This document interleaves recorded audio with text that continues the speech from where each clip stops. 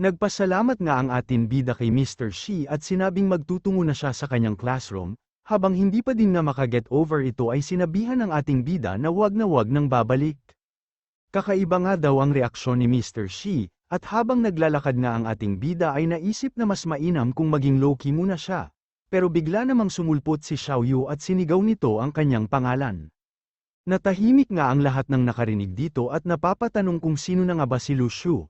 Agad namang nakichismis ang kanyang mga kaklase nang marinig ang pangalang Lu Shu. Halos himatayin nga ito sa takot nang biglang sumulpot sa bintana ang ating bida at sinabing long time no see. Masyado nga ang takot ng mga ito sa pagpasok ng ating bida, kaya naman naiyak ito at mainit daw talaga ang pagsalubong sa kanya ng mga ito dahil sa negative emotions na natatanggap niya. Bigla namang sumulpot si Bull Inggit na naka-shades pa at sinabing wala siyang pakialam sa kung anuman ang mga nangyari sa nakaraan. Pero kung may magsasalita ng masama patungkol sa ating bida ay nag-loading ito ng bahagya at tumingin sa kanyang notes dahil nakalimutan pala ang linya dahilan para bumaliktad ang mga ito, at ang nais niya palang sabihin ay sino mang magsalita ng masama patungkol sa ating bida ay magiging kaaway niya. Iniisip nga ni Xiaoyu na worth it ang pag-skip niya ng grades dahil pangarap niya daw talagang gawin ang bagay na ito sa harap ng ating bida, ilang sandali pa ay sinabihan niya ang ating bida na sundan siya. Pero nakatingin lang naman ito sa mga kaklase nila na tila may kakaiba sa mga ikinikilos, iniisip nga ng ating bida kung ano ang pinaggagawa ni Xiaoyu matapos nila itong maging kaklase dahil sa mga nakikita niyang reaksyon nila. Sinuntok nga ni Xiaoyu ang lamesa ng lalaking ito at habang nanginginig siya sa takot ay pinaalis siya ni Xiaoyu sa kanyang upuan, kaya naman habang tinitignan ng ating bida ang lalaki ay iniisip niyang naging bully na si Xiaoyu sa kanilang paaralan at kasalukuyan siyang nasa ilalim ng proteksyon nito. Sa pag-upo nga niya ay dinaikit naman ni Xiaoyu ang lamesa niya sa ating bida na tila ayaw na daw yatang pumasok at mag-aral, ilang sandali pa ay naalala niya ang training camp na sinabi ni Cynthia sa kanya. Ayaw niya naman daw na mahirapan si Xiaoyu pag nag-attend ng training camp pero ito lang daw ang pagkakataon niya para bumalik sa dati ang buhay estudyante niya. Pag-uwi nga daw nila ay kukumbinsihin niya si Xiaoyu na magtungo sa training camp at habang tinitignan ang negative points niya sa kanyang system, ay napansin niya ang karagdagang interface dito pero iniisip niya kung bakit nakasulat ang pangalan ni Xiaoyu dito, iniisip nga ng ating bida na malamang sa negative points ito na nakuha niya mula kay Xiaoyu pero anuman daw ito ay paniguradong isa lang ang sigurado, mayroong bagong item sa shop ng kanyang system. May bagong item nga dito at ito ang Abyss Fruit, na agad namang binili ng ating bida, nang mabili nga niya ito ay na-realize niya na mabibili lang ito gamit ang negative points na makikita sa itaas ng pangalan ni Xiaoyu. Kaya naman daw ang Abyss Fruit na ito ay para sa kanyang kapatid. Ngiting tagumpay na nga na naman ang ating bida habang nakatakip ang kanyang mga mata at iniisip ang bagong function sa kanyang system, ayon na sa kanya ay maiipon na din sa kanyang system ang mga negative emotions na makukuha ni Xiaoyu sa ibang tao kaya naman daw magiging doble ang income niya ng negative emotion, at ang magiging income na ni Xiaoyu na negative emotions ay maaari niyang ipambili ng Abyss Fruit upang lumakas ang kapangyarihan ng kanyang kapatid. Hanggang sa napansinin naman niya ang kanyang pinsan, nilapitan nga niya ito at tinanong kung may mga magandang bagay bang nangyari sa kanya nitong mga nakaraang araw. Iniisip nga ng ating bida na matapos niyang ma-adjust ang daloy ng enerhiya sa Blessed Land kung saan nag-cultivate ito ay siguradong napansin o ramdam na nito ang pagbabago. Habang si Lioli naman ay iniisip lang kung paano nalaman ng ating bida na nag-collapse ang kanilang villa at kung pinagtatawanan at inaasar ba siya nito. Kaya naman tinanong niya ito kung siya ba ang may kagagawan ng pangyayari, pero nagkakila naman ang ating bida at hindi umano pwedeng siya yon. Habang iniisip nga ng ating bida na maging anonymous sa pagtulong niya kay Lioli ay iniisip naman nito na ang ating bida ang may kagagawan kung bakit nasira ang kanilang villa with max negative emotion points pa. Pagbalik nga nito sa kanyang upuan ay patuloy pa din siyang nakakatanggap ng max negative emotion points mula kay Lioli. Kaya iniisip nito na mahirap na talagang tumulong sa mga panahon na ito sila pa ang may sama ng loob sa ibinigay mo. Napansin naman niya na puro alikabok na daw ang lamesa ni Jiang, kaya tinanong niya si Labo kung nasaan si Jiang, at sinabi naman nito na matapos ang entrance exam sa Luotian College ay hindi pa ito bumabalik. Iniisip nga ng ating bida na malamang sa si rank na ito dahil pinataas niya din ang daloy ng enerhiya sa kanilang bahay at malamang nga daw na nasa isang misyon ito upang maka-earn ng achievements. Samantala pagsapit ng gabi sa bahay ng ating bida, ay nagtatago itong si Xiaoyu habang sinasabi sa ating bida na wag mo akong lokohin at pakainin ng kung ano-ano. Hindi nga daw inaasahan ng ating bida ang ganitong reaksyon mula kay Xiaoyu nang makita niya ang abyss fruit na nagkakahalaga ng halos 5,000 negative points at pag di niya ito kinain ay masasayang lamang ito. Isang oras na nga daw paulit-ulit na sinasabi ng ating bida na ang abyss fruit na ito ay makakatulong sa kanyang cultivation. Pero hindi niya mapakain ito si Xiaoyu dahil nung nakaraan umano bago maglabas ng weird na bagay ang ating bida ay normal pa si Anthony. Pero matapos niya itong pakainin ng kung anong bagay ay naging baliw na ito, sa galit nga ni Xiaoyu ay sinipa niya pa ang baliw na si Anthony.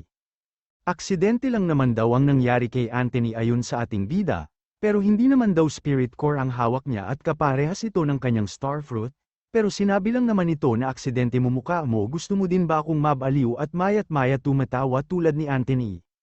Sinabi nga ng ating bida na kung hindi ito naniniwala sa kanya ay siya na muna ang kakain nito. Sige kainin mo na wika naman ni Xiaoyu.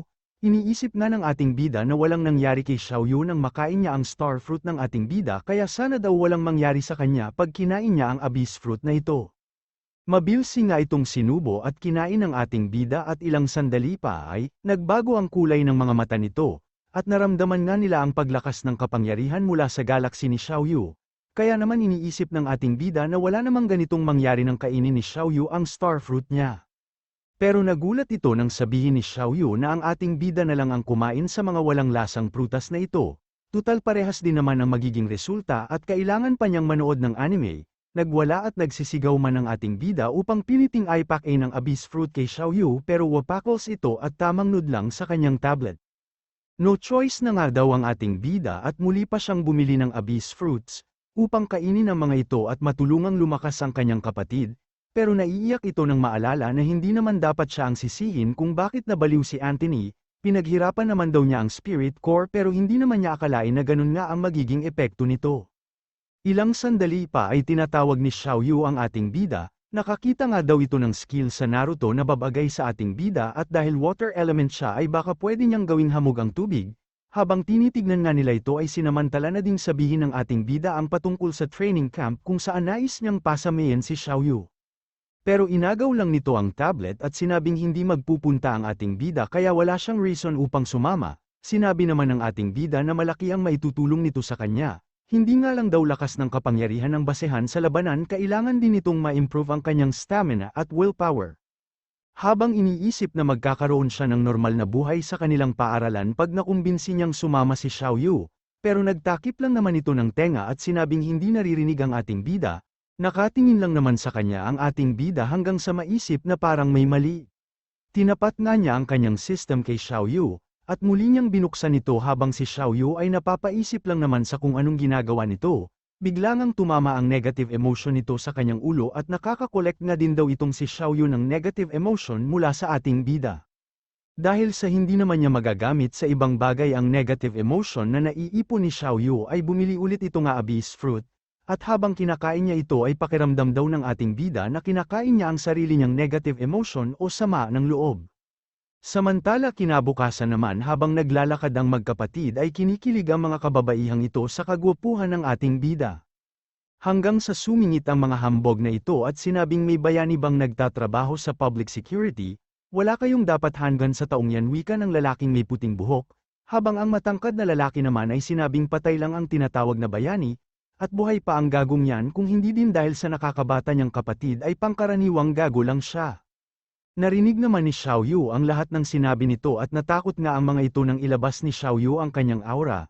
Pero pinakalma naman siya ng ating bida at sinabing wag mo na lang pansinin yang mga yan, ang mga tao ngayong era na ito ay nakakalimutan ang mga nagawa mo para sa kanila at huhusgahan ka pa kahit wala kang ginagawang mali sa kanila. Bigla namang tumunog ang cellphone ng ating bida, at sinabi nga ng kausap niya na mayroon siyang package na dumating. Iniisip nga ng ating bida na mula ito kay Coral kaya naman hinawakan niya ang kamay ni Xiaoyu at mabilis na tumakbo upang makauwi agad sa kanilang bahay. Pagdating nga sa kanilang bahay ay may isang box at mga sulat, kasama nga dito ang 2 million euros mula kay Coral kaya naman abot tenga ang ngiti ng ating bida. Bigla namang tinanong ni Xiaoyu kung bakit siya binigyan ng pera ni Coral. Sinabi naman ng ating bida na si Coral ay mula sa Immortals at binigyan siya ng pera nito dahil niligtas niya ang buhay nito sa ruin. Iniisip naman ni Xiaoyu kung gaano daw kaya kayaman si Coral, nagpapasalamat naman daw siya dito dahil niligtas din ito ang buhay ng ating bida nang nasa Japan siya. Pero hindi niya daw maiwasang mairita at mainis kay Coral, iniisip nga din ito na leader lang ng Immortal si Coral kaparehas nila ni Ting at kaya din daw niya ang ginagawa nito. Tinanong nga niya ang ating bida kung paano siya magiging Dragnet o isa sa mga leader ng Dragnet, sinabi naman ng ating bida na kailangan niya munang magpalakas at matutunan ang pagiging leader. Tumalikod nga ito sa ating bida at sinabing kapangyarihan at leadership pala ang kailangan, sasama na ako sa training camp at pag isa na ako sa Dragnet ay ako ang magliligtas sa iyo sa kapahamakan. Napapaisip naman ang ating bida sa kung ano ang iniisip ni Xiaoyu at kung bakit biglang nais nitong maging isang Dragnet. Samantala habang nagbabasa ng forum ang ating bida sa website ng Funds Gang ay hindi umano akalain nito na mawawala ng control ang Dragnet at Snare sa black market matapos siyang bumalik mula sa Japan. Base nga daw sa aksyon ng Dragnet ay unti-unti itong nagluwag sa mga individual cultivators matapos masira ang Kamishu at mapatay ng ating bida si Tak Oshima. Dahil sa pagtaas ng presyo ng Blessed Stones ay malamang daw na karamihan sa individual cultivator ngayon ay nagbago na ang pananaw sa Dragnet at Snares at kasalukuyang nakikipagtulungan na sa kanila. Upang pababain ng presyo nito kaya naman naiinis ang ating bida sa galing maglaro at manipula ng utak ng mga tao ang dalawa at kailangan na nga daw nitong makahanap ng angkop na black market para mabenta ang mga Blessed Stones niya. Hindi nga daw niya pwedeng labanan sa pagtitinda ng Blessed Stones ang antique market dahil mga kasamahan niya ang namamahala dito, kaya kailangan niyang makahanap ng black market malapit dito sa Luo City at ito na nga daw ang oras para gamitin ang kanyang mga agents o dagang. Nakita nga ng ating bida na mahimbing ang tulog ng squirrel kaya naman nilapitan niya ito at mukhang may masamang plano. Ang squirrel nga ay kasalukuyang kumakain ng celestial fruit sa kanyang panaginip na naging bangungot matapos mabiyak ang lupa at mahulog ang lahat ng prutas niya. Nagising nga ang squirrel dahil dito at nagsisisigaw pa at sinasabing anong kagaguhan daw kaya ang nangyari. Binitbit naman ito ng ating bida habang iniisip na malakas na ang loob nitong sigawan ako. Hinagis nga niya ito sa dingding. Dahilan upang magkabukol ito at tinatanong ng ating bida kung gising na ba siya at gising na nga daw siya ano bang problema. Habang nakahawak nga ito sa kanyang bukol ay sinabi ng ating bida na kailangan niya ang tulong nito at ng dagang upang makahanap ng sekretong black market na malapit sa kanilang lugar. Pumayag naman ito pero nais daw niya ng celestial fruit matapos niyang gawin ang pinapagawa ng ating bida. Wala naman daw problema wika ng ating bida at basta maasahan ang impormasyon niya ay bibigyan niya ito ng madaming celestial fruit, kaya naman carry pa sa takbo ang squirrel, at hindi na nga nito pinansin pa si Xiaoyu. Kaya pagpasok nito ay tinatanong ang ating bida sa kung ano na naman ang pinagawa niya dito, at nagpapahanap nga lang daw siya ng black market. Humingi nga ito ng chichirya kay Xiaoyu pero pinagdamutan siya nito dahil babaunin daw niya ang mga ito sa training camp. Sinabi nga ng ating bida na mahigpit sila sa training camp dahil under ito sa military management, tinatanong nga din niya ito kung pupunta ba ito sa training camp upang makagain ng experience o mag-picnic. Sinabi lang naman ito na may space ring naman ako sinong makakapigil sa akin sa mga nais kong dalhin, kung sa bagay nga daw ay wala naman si Nieting doon upang panuurin at obserbahan siya, kaya naman naluluhan na lang ito habang sinasabi na hindi siya naiinggit. Pero ang totoo ay inggit siya dahil puro pahirap ang dinanas niya sa kanyang training camp dahil sa nakatutok sa kanya si Nieting. Bigla namang hinawakan ni Xiaoyu ang kanyang kamay at tinanong nito kung mamimiss ba siya ng ating bida, pero sinabi naman nito na 3 buwan ka lang mawawala ba't kita mamimiss, kaya naman halos baliin ni Xiaoyu ang mga daliri nito habang pinapaulit kung ano ang sinabi niya.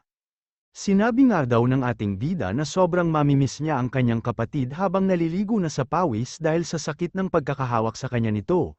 Agad namang binitawan nito ang kanyang mga kamay habang sinasabi na papatawarin niya ito ngayon. At dahil malapit na umano silang umalis ay tinanong niya ito kung ihahatid ba siya ng ating bida, na sinabing syempre naman tera na. Pagdating nga sa meeting area ay naiiyak pa ang ibang magulang habang nagpapalam sa kanilang mga anak. Habang itong si Xiaoyu ay sinabing huwag kang humagulgol gaya nila parang mga isip bata, kaya naman lalong naiyak ang pamilya sa Gedli. Tinitignan nga ng ating bida ang mga ito at iniisip na masyadong pasmado ang bunganga ng kanyang kapatid kaya panigurado umanong mabilis siyang makakaipon ng points upang pambili ng abyss fruit. Nagpaalam naman na si Xiaoyu at sinabing magiging isa siyang Dragnet sa pagbalik niya, kaya hintayin na lang daw siya ng ating bida sa kanilang bahay. Dahil nang sabihin niya na puprotektahan niya ito ay seryoso daw siya.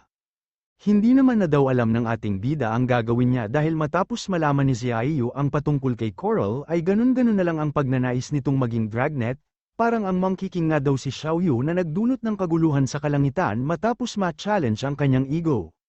Pero sana daw ay wag na lang itong magdulot ng problema sa training camp upang ma-improve ang leadership niya. Pero kung magdulot man daw ito ng gulo ay wala namang problema dahil kailangan niya din ng negative emotion upang makabili pa ng abyss fruit. Ilang sandali pa ay paalis naman na ang mga ito, at kumaway nga ang ating bida habang sinasabihan ng kanyang kapatid na mag-ingat, kaya naman nangiti at natuwa ito habang nagpapalam sa kanyang kuya. Matapos ang 2 araw ay masaya namang pumasok ang ating bida, at dahil sa wala si Xiao Yu ay balik sa normal ang buhay niya dito. Habang nasa classroom nga niya ito ay tamang chismis naman ng mga ito. Sinabi nga ng lalaking may buhok na hindi umano nag-attend ng training camp si Jiang at Qingxi pero nawawala si Qingxi ngayon. Kaya naman sinabi ni Lingling na hindi totoo yan at baka nagkamali lang sila ng nakita. Sinabi naman ni Kalbo na umalis na ang bus nung isang araw, pero nakita niya daw si Qingxi malapit sa Jiandong Market kahapon, kaya sinabi ng lalaking may buhok na pinag-uusapan sa group chat nila ang hindi pagpunta ni Qingxi sa training camp at hindi pa ito pumasok ngayon. Ayon naman kay Lingling ay malamang sa nagtungo lang si Qingxi sa isang misyon pero paano daw si Lu Shu pero mabilis siyang pinatahimik ng lalaking ito, habang ang ating bida ay tila naiinis naman na pero nakangiti pa din dahil naririnig niya ang sinasabi nila na, hindi qualified ang ating bida na sumama sa training camp dahil mas malakas si Qingxi sa kanya. Pero wag daw itong sasabihin ni Lingling kay Shu dahil siguradong magagalit ito. Kinuha na nga lang niya ang libro at binuklat ito habang iniisip na hindi niya kailangang magpaliwanag sa mga ito at gagamitin na lang niya ang kanyang oras upang mag-review. Kahit nga daw hindi siya makapasok sa Luotian College ay may pagkakataon pa din naman siyang makapasok sa mga top university ng pangkaraniwang tao. Lumapit naman si Lingling dito at tinanong kung sasayangin daw ba ng ating bida ang 1 taon upang hintayin ang susunod na entrance exam sa Luotian College, pero sinabi lang naman ng ating bida na ayaw niyang makipag-usap sa mga taong ang grade ay mas mababa pa sa B+. Tinamaan nga ang mga ito ng emotional damage dahilan upang maka-earn ng points ang ating bida, at iniisip nga nila na kahit sa college ng mga ordinaryong tao pumasok ang ating bida ay wala silang karapatan na pakialaman at pag-usapan ito. Nakalimutan nga daw nila ang tungkol sa isang bagay, na ang ating bida ang top student sa kanilang klase at paaralan. Isip bata nga daw ang kanyang mga kaklase, at sa bagong era ng superpower ngayon ay patuloy pa din silang naniniwala na mababago ang kanilang buhay nang dahil lamang sa isang exam, at yun nga daw ang dahilan kung bakit patuloy siyang pinag-uusapan ng mga ito. Pero hindi daw nila alam na matapos piliin ng ating bida ang landas ng cultivation ay hindi na siya nabibilang sa mundong ginagalawan nila. Baka nga daw himatayin ang mga ito pag sinabi niya sa mga ito kung ilan na ang taong napatay niya, lalo na daw pag nalaman nila na ang ating bida ang misteryosong lalaki na pumatay kay Takashima, baliwala nga daw ang pagpunta sa Cultivation College kumpara sa kung ano na ang mga nagawa niya. Pero kailangan na daw niyang huminto sa pagpuri ng kanyang sarili dahil makakatulong din naman sa kanya ang pag-aaral. Samantala matapos ang kanilang klase ay hawak ng ating bida ang isang papel na binigay sa kanya ng squirrel. Masyado nga daw mabilis sa pagkalap ng impormasyon ang squirrel kaya iniisip niya kung nagkamali ba ito at kailangan niyang kumpirmahin ang impormasyon na ito. Habang pauwi nga ang ating bida ay nakasalubong niya si Cynthia na agad namang sumaludo sa kanya at tinanong kung uuwi na ba siya. Iniisip naman ng ating bida kung bakit ito nandito sa kanilang paaralan. At ang ibig sabihin daw ba nito ay maaari siyang magtungo sa antique market pag wala si Cynthia dun. Sinabi nga ng ating bida na hindi pa siya uuwi. At dahil miyembro siya ng public security ay kailangan niyang magpatrol upang makita kung may mga cultivator na lumalabag sa batas, habang si Cynthia naman ay iniisip kung may masamang plano na naman ng ating bida, hindi naman daw kailangan ng B-rank sa pagpatrol at basta papasok ito palagi sa kanilang paaralan ay wala daw magiging pangamba sa seguridad ng Luo City. Susubukan nga sana itong pigilan ni Cynthia pero nilagpasan lang siya ng ating bida at sinabing mauuna na siyang umalis. Hindi nga daw niya napigilan sa pagpatrol ang ating bida kaya kailangan na niyang maghanda ng bagong report kay Nieting. Nagtungo naman ang ating bida sa antique market, pero nagtataka ito dahil konti lang ang taong nakikita niya, at ayon nga daw sa squirrel ay may kakaiba sa black market na ito. Matatagpuan nga daw ang black market na sinasabi niya sa gitna ng antique market sa likod ng isang malaking bakal na gate, pero kailangan daw munang magpalit ng muka ang ating bida bago siya magtungo dito. Ilang sandali pa ay nakapagpalit na nga ito ng muka, at nang makita niya ang gate na sinasabi ng squirrel ay maliit naman daw pala ito. Gayunpaman ay iniisip niya kung mabibenta ba niya ang 90,000 blessed stones dito. Pero nagdadalawang isip din ang ating bida at sinubukan niyang tawagan si Yutang, dahil gusto niya lang naman daw na mabenta ang mga Blessstone niya sa tamang presyo, pero hindi niya matawagan ang mga ito. Paulit-ulit nga niyang tinatawagan ang mga ito pero walang sumasagot sa kanya. Dismayado naman ang ating bida dahil hindi sila sumasagot sa tawag niya pero sigurado daw siya na mabebenta niya ang lahat ng Blessstones niya sa black market na ito. At sana daw ay wag pagsisihan ni Niting ang hindi pagsagot sa tawag ng nag-aapoy sa galit nating bida. Sa base naman ng Dragnet ay tamang nood lang sila sa ating bida. Sinabi nga ni Niting na nahanap niya yung black market, malamang sa may mga resource siyang nakuha sa Kamishu at nais niyang mabenta agad ang mga ito. Sinabi lang naman ito na hindi mo pinapasagot kay Yutang ang tawag ni Lucio, hindi ka ba natatakot na ibenta niya ng minsanan ang lahat ng resource niya at magdulot ng gulo sa market?